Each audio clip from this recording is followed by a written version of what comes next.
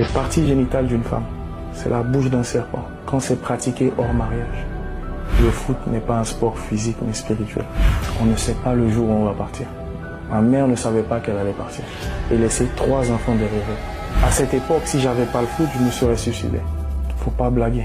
Le monde spirituel, ça rigole pas. La question, je dis, écoutez, comme on dit, j'ai mis toute ma carrière dans le sexe. C'est le sexe. Un jour, Dieu me montre une image que les parties génitales d'une femme, c'est la bouche d'un serpent. Est-ce que tu peux reprendre encore une fois? Les parties génitales d'une femme, c'est la bouche d'un serpent quand c'est pratiqué hors mariage. Et tu injectes ta semence dans la bouche d'un serpent. Mais toi, tu ne sais pas que c'est un serpent. Tu ne sais pas que c'est Jézabel. Un serpent très venimeux pour ton destin. Et Dieu me montra ce jour-là, quand il m'explique que c'est la bouche d'un serpent, voici ce que je voulais faire avec toi dans le foot. Mais voici tout ce que tu as donné dans le sexe. Donc tu ne peux pas me demander pourquoi. Je t'ai donné, tu as tout donné. Mais par manque de connaissance, vu que tu ne savais pas que le sexe était une porte d'entrée dans ton âme, tu pratiquais ça en disant que tu es roco, tu es dur, tu enchaînes l'ego, comme les jeunes y réfléchissent. Mais ils ne se posent pas la question en se disant, tu es en train de te détruire. Parce que tu es créé à l'image de Dieu et à la ressemblance de Dieu. Et cette période-là de débauche sexuelle, elle intervient à quel moment exactement? Très tôt. Très tôt. Très tôt. Je perds ma virginité, j'avais 14 ans. Ok. C'est très tôt. Moi, j'ai jamais fumé, j'ai jamais bu. C'était ça, mon problème.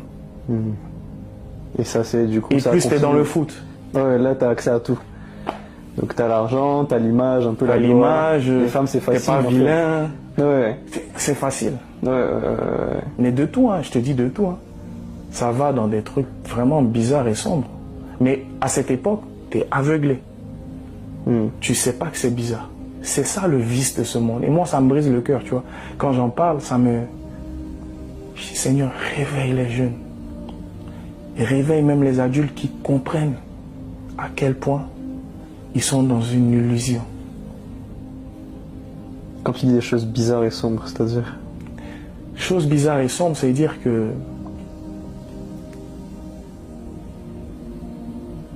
tu couches avec une fille. Quand tu couches avec elle, tu te dis que tu as eu juste une relation intime. N'est-ce pas? Mais il y a eu un échange qui s'est passé. Cet échange, elle a pris une partie de toi et toi une partie d'elle. Je te pose une même question. Pourquoi les familles royales, ils choisissent méticuleusement avec qui leurs enfants s'accouplent? Je pense que c'est le hasard. Ils ont compris ce que je te dis là. Tu ne mélanges pas le sang royal avec du n'importe quoi. Mais pourquoi nous qui sommes l'image de Dieu, on mélange le sang qu'on a avec du n'importe quoi? Amen. Tu comprends ce que je dis? Oui.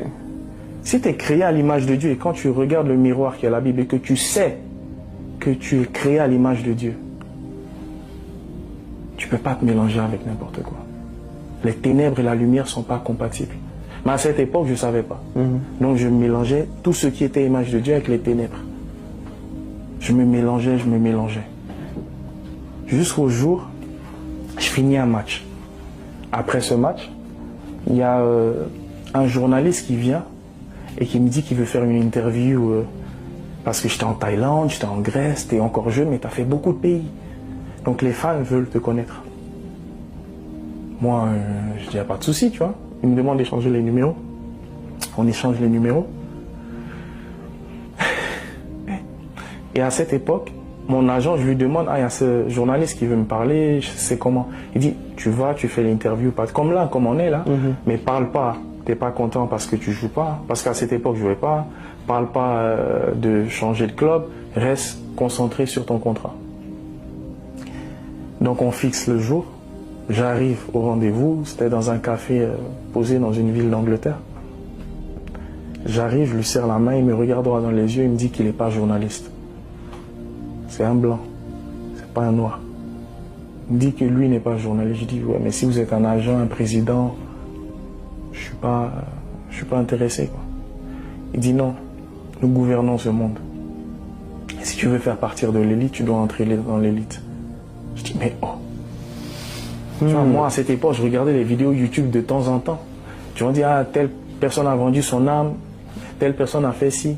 Mais pendant que ce mec me parle de ça, qu'est-ce que j'entends? La voix de ma mère. Ma mère était très spirituelle, comme je te disais. Et la personne qui est dans la pièce ce soir avec nous peut te dire ça. Il la connaissait mieux que moi. Moi, je l'ai connu que 12 ans. Lui, il a connu plus de 40 ans. Et elle me dit, tu peux faire tout ce que tu veux, Khalil, mais ne vends jamais ton âme. Ça, c'était, j'avais 9 ans. Fast forward, plusieurs années. J'ai ce mec en face de moi, il me dit ça. C'est la voix de ma mère comme un parapluie. Ne vends pas ton âme. Tu parles, ne vends pas ton âme. Plus il me parle, plus j'entends, ne vends pas ton âme. Donc, pour les mamans parfois qui se disent que ouais, mais je parle à mon enfant, il ne m'écoute pas. Ou le père qui dit je parle à mon enfant, il n'écoute pas. N'oublie pas une chose. Tu es créé à l'image de Dieu. Ta parole est une semence. Je pense que quand ils font les publicités dans la télé, là, tu penses que c'est le hasard? Ils plantent une graine dans ton subconscient. En tant que parent, tu es censé semer des graines dans ton enfant. C'est ce que ma mère a fait. Et cette graine a germé le jour où j'en avais besoin. Imagine, elle ne m'avait jamais dit de ne pas vendre mon âme. Donc ce monsieur me propose ça. Donc moi, je suis curieux. J'entends, vends pas ton âme dans mon esprit, mais je dis, mais qu'est-ce que je dois faire pour entrer dans l'élite? Il me regarde droit dans les yeux, il a dit, ça n'a rien de physique, tout est spirituel dans ce monde. Wow. Je te répète, c'est pas un marabout, c'est un blanc. Si c'était un noir, j'allais dire, ok, c'est normal, j'ai rien contre les renois. On a l'habitude de ça, j'ai grandi dans ça, tu vois. Mais là, un blanc, je dis, mais oh, c'est Harry Potter ou quoi, tu vois? Je dis, mais c'est quoi ce délire-là? C'est quoi en Angleterre. Thank you, tu vois? Ouais. Et quand il me dit ça, il me dit, si tu es prêt et qu'on a ton feu vert, je te donnerai la localité. Tu viens, une voiture viendra te chercher et on t'initiera. Je dis, ok, mais avant d'arriver là, qu'est-ce que je dois faire? Il dit, il y a plusieurs fonctions, plusieurs manières d'entrer. Tu peux te donner toi-même, mais ta durée de vie sera limitée. Tu vas avoir une carrière longue, 10 ans, 15 ans, mais tu vas mourir à 45 ans. Ne croyez pas que les artistes vous voyez mourir bêtement là. Ils savaient qu'ils allaient mourir. Ils ont eu une gloire éphémère, ils ont choisi la gloire éphémère. J'ai eu le choix de choisir la gloire éphémère, mais Dieu m'a sauvé. Ouais. Et quand je parle, il y a beaucoup qui se reconnaissent dans ce que je dis. Si tu crois pas, c'est pas mon problème. Moi, je parle la vérité, et la vérité n'a pas besoin d'être crue pour être la vérité. Tu vois? Et quand il me dit ça, je lui dis, ok, mais c'est quoi ça? Comment je vais mourir? Il dit, j'aurai une limite de vie. Ou tu peux donner ta soeur, un proche. Je dis, mais comment? Ah, ils peuvent avoir un cancer, un accident de voiture, quelque chose se passe, mais tu auras offert du sang. Je commence à flipper là quand il me parle de tout ça. Wow, je m'étonne. Il dit alors, il y aura des manières progressives où tu auras couché avec des animaux, des actes homosexuels pour pouvoir monter en puissance. Et il parle un peu plus de détails, mais moi je commence à flipper de plus en plus quand il me dit ça. Je sentais que c'était... Ah, ça, j'ai vu ça dans les films, mais pas devant mes yeux, tu vois. Et tu sentais une atmosphère un peu qui dégageait quand il parlait. L'atmosphère, plus il parlait, vraiment, je crois que la personne qui était en face de moi, parce que plus tard j'ai cherché sur internet, son nom n'existe pas. Il n'a pas de cabinet. Je pense que c'était un ange d'ici ou c'était lui-même Lucifer, parce que Lucifer sait ce que Dieu veut faire dans ma vie.